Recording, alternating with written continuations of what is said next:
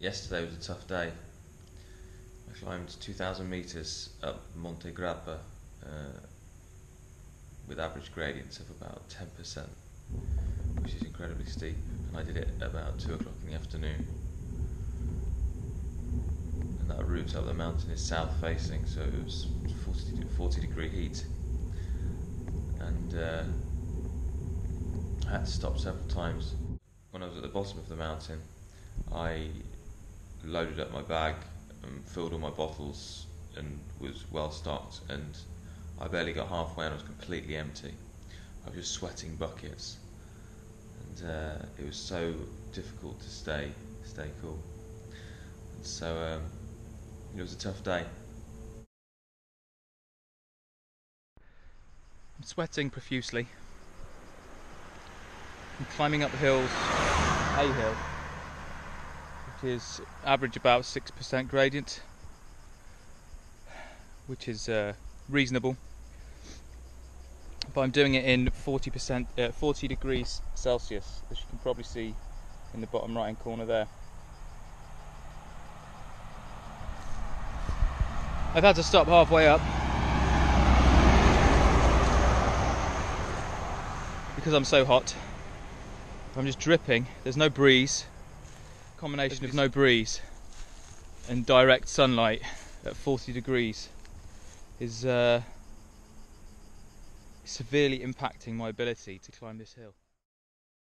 Here we can see the profile of two climbs that I did quite early in the race on consecutive days. Timmelsjoch in Austria, followed by Monte Grappa in Italy.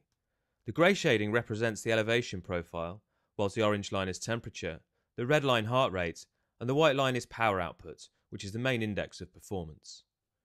If we look closely, we can see that on average temperature was much higher when I climbed Monte Grappa than when I climbed Timmelsjoch.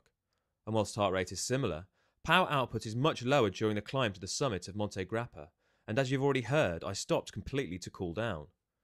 Some of you might be thinking, but you did that 1 second. Is this not just the additive effects of fatigue?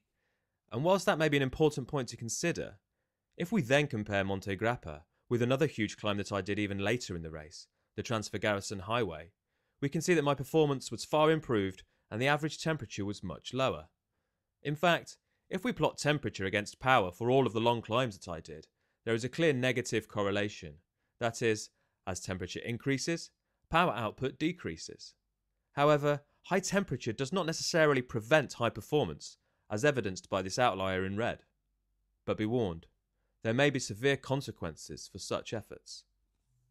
I've just bivvied on some pine cones for a couple of hours, so I couldn't cycle anymore.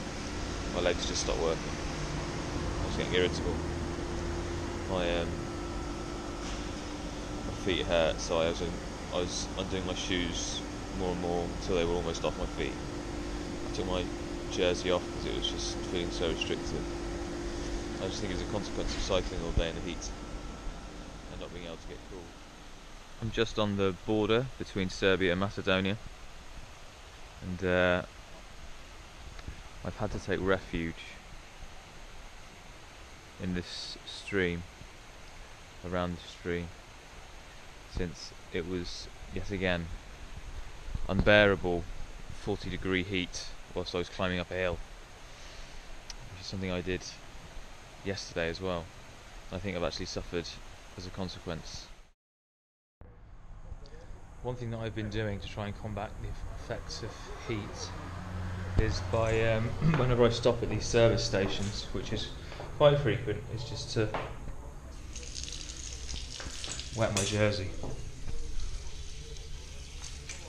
If you get it completely wet, then if you catch the breeze, then it makes you very cool.